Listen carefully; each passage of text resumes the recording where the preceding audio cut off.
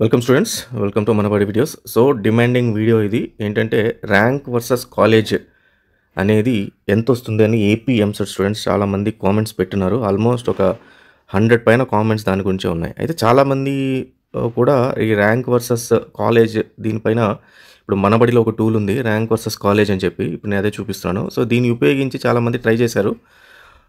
వాళ్ళకి వచ్చిన rank versus college ఏంటి అనేది కూడా వాళ్ళకి తెలుసుకున్నారు. కానీ మీరు చూసే ఏదైతే ర్యాంక్ ఇదంతా కూడా కరెక్ట్ కాదు. ఎందుకంటే మీకు ఫస్ట్ ఫేజ్లో వచ్చిన ర్యాంక్స్ మారుతాయి. సో మారటం వల్ల ఏమవుతుంది, మీకు ఆటోమేటిక్గా కాలేజ్ అనేది కూడా సీట్ అనేది మారుతుంది. మరి ఎట్లా పెడితే మనకు కరెక్ట్గా కాలేజ్ని ప్రెడిక్ట్ చేయొచ్చు అనేది ఈ వీడియోలో పూర్తిగా కవర్ చేయడం అవుతుంది. ఫస్ట్ టైం వచ్చిన యూజర్స్ ఖచ్చితంగా ఛానల్ సబ్స్క్రైబ్ చేసుకోండి. ఓన్లీ సబ్స్క్రైబ్ చేసుకునే యూజర్స్కి మాత్రమే ఫ్రీ మెంటార్షిప్ ఇవ్వడం జరుగుతుంది. సో మిమ్మల్ని ప్రతిసారి గైడెన్స్ ఇవ్వడం జరుగుతుంది. మీకు ఏ కాలేజీని మీరు చూస్ చేసుకోవాలి, ఏ సీట్ని చూస్ చేసుకోవాలి అనేది ఇంకా కంప్లీట్గా ఎంసెట్ సంబంధించిన వీడియోస్ అన్ని కూడా ఇవ్వడం జరుగుతుంది. సో అలాగే కొన్ని డాక్యుమెంట్స్ ప్లస్ ఈ లింక్స్ ఇవన్నీ కూడా నేను టెలిగ్రామ్ ఛానల్లో పెట్టున్నాను. సో టెలిగ్రామ్ ఛానల్ లింక్ డిస్క్రిప్షన్లో ఉంది. సో టెలిగ్రామ్ అని ఉంటుంది, దానిపైన క్లిక్ చేయండి, జాయిన్ అవ్వండి. దాంట్లో ఇంపార్టెంట్ డాక్యుమెంట్స్ ఆల్రెడీ చాలా పెట్టున్నాను. సో ఇప్పటి నుంచి కూడా కంటిన్యూగా దీంట్లో పెడుతుంటాను. ప్లస్ ఏదైనా వీడియో పెట్టినప్పుడు మీకు ఒక నోటిఫికేషన్ కూడా వస్తుంది అనమాట దీని ద్వారా.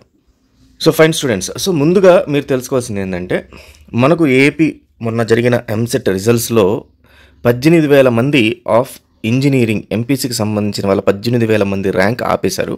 ఇది ఎంపీసీకి సంబంధించింది. అండ్ బైపీసీకి సంబంధించిన వాళ్ళకి 7,000 మంది ర్యాంక్ ఆపేయటం జరిగింది. సో ఇంచుమించు 25,000 మంది ర్యాంక్ అనుకుందాం మనము, 25,000 ర్యాంక్.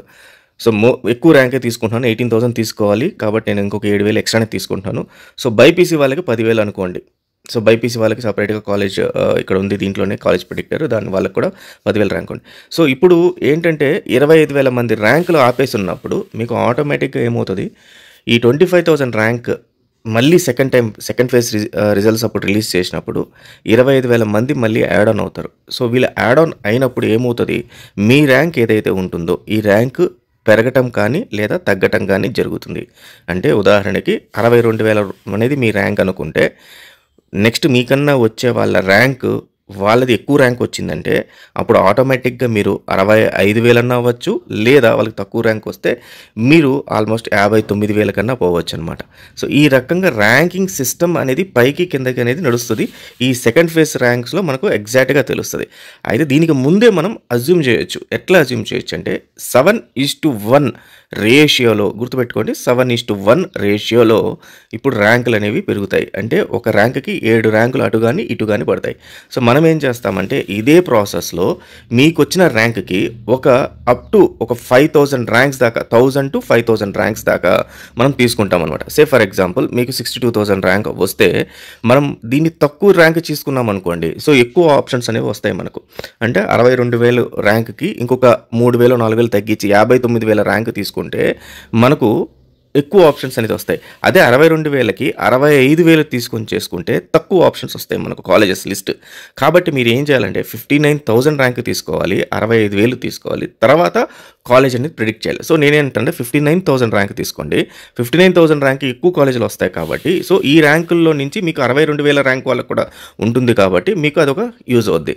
సో ఇక్కడ ఏం చేస్తారంటే మీ ర్యాంక్ని ఇవ్వండి. ఇది ఎంసెట్ కాలేజ్ ప్రెడిక్టర్, ఇది ర్యాంక్ వర్సెస్ కాలేజ్ అనేది మనబడిలో ఉంది. ఈ లింక్ నేను టెలిగ్రామ్లో ఇచ్చాను కాబట్టి డైరెక్ట్ చేసుకోండి. ఇక్కడ మీ ర్యాంక్ ఇవ్వండి, తర్వాత మీ కేటగిరీ ఇవ్వండి, ఓసీఆ, బీసీఆ, ఎస్సీఆ, ఎస్టీఆ, ఈడబ్ల్యూఎస్ఆ అన్నీ కూడా క్లియర్గా ఇవ్వండి. తర్వాత మేలా ఫీమేలా ఇక్కడ ఇవ్వండి. తర్వాత స్టూడెంట్ మొబైల్ నెంబర్ ఇక్కడ ఇవ్వండి.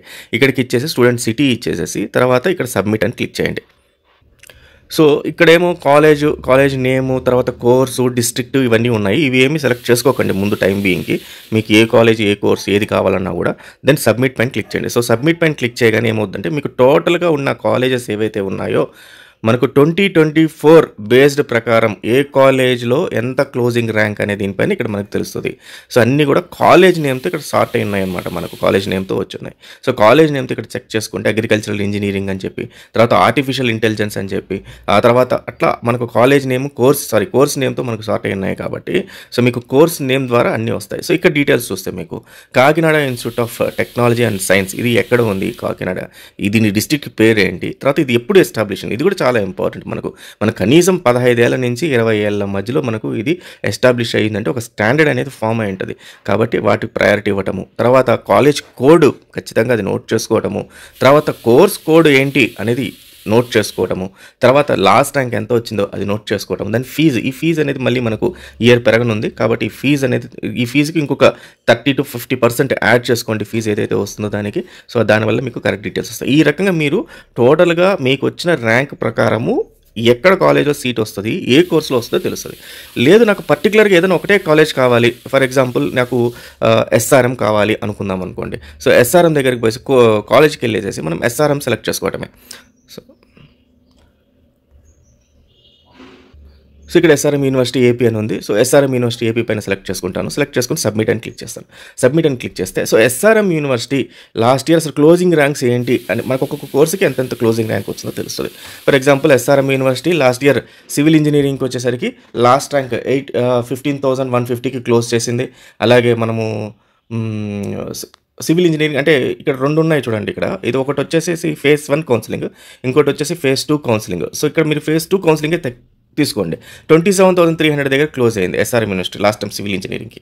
అలాగే కంప్యూటర్ సైన్స్ అండ్ ఇంజనీరింగ్ సిఎస్సికి ఫస్ట్ కౌన్సిలింగ్లో 7,078కి క్లోజ్ అయింది. సెకండ్ ఫేజ్ కౌన్సిలింగ్లో 10,365కి క్లోజ్ అయింది. సో మన హైయెస్ట్ మనకి ర్యాంక్ కాబట్టి అలా తెలుస్తుంది అనమాట. అలా ప్రతి ఒక్క కోర్సు గురించి మనకు first phase and second phase counselling సంబంధించి మనకు క్లియర్గా ఇక్కడ డీటెయిల్స్ అయితే ఇవ్వడం జరిగింది. సో ఈ రకంగా మీ ర్యాంక్ వర్సెస్ కాలేజ్ని సెలెక్ట్ చేసుకుంటే మీకు క్లియర్గా మీకు ప్రెడిక్ట్ చేసుకోవచ్చు. దీంతో పాటు మనము సిమ్యులేటర్ కూడా ఒకటి తీసుకొస్తున్నాము. తొందరలో దాని గురించి ఇన్ఫర్మేషన్ ఇవ్వడం జరుగుతుంది. సో చిన్న బ్రీఫ్ ఏంటంటే ఈ సిమ్యులేటర్ యాజ్ ఇట్ ఈజ్గా మీకు ఏదైతే కౌన్సిలింగ్ ప్రాసెస్ ఉంటుందో అదే మీరు ముందు ప్రాక్టీస్ చేసుకోవచ్చు. అలాగే ఇది ఏఐ డ్రివెన్ ఉంటుంది. ఇప్పుడు మీరు ఏదైతే ఈ ఎక్సర్సైజ్ చేసి ఏ కాలేజ్లో సీట్ వస్తుంది అని మీరు నోట్ చేసి పెట్టుకుంటున్నారో అది మొత్తం అదే మీకు ఇచ్చేస్తుంది, పలానా కాలేజ్లో జాయిన్ అవ్వండి అని. సో దానివల్ల మీకు హెల్ప్ అయ్యేది అనమాట. సో ఇలాంటి ఇంట్రెస్టింగ్ వీడియోస్ మన ఛానల్ నుంచి వస్తుంటాయి స్టూడెంట్స్. ఖచ్చితంగా మన ఛానల్ ఫాలో అవ్వండి. So all the best. Thank you very much.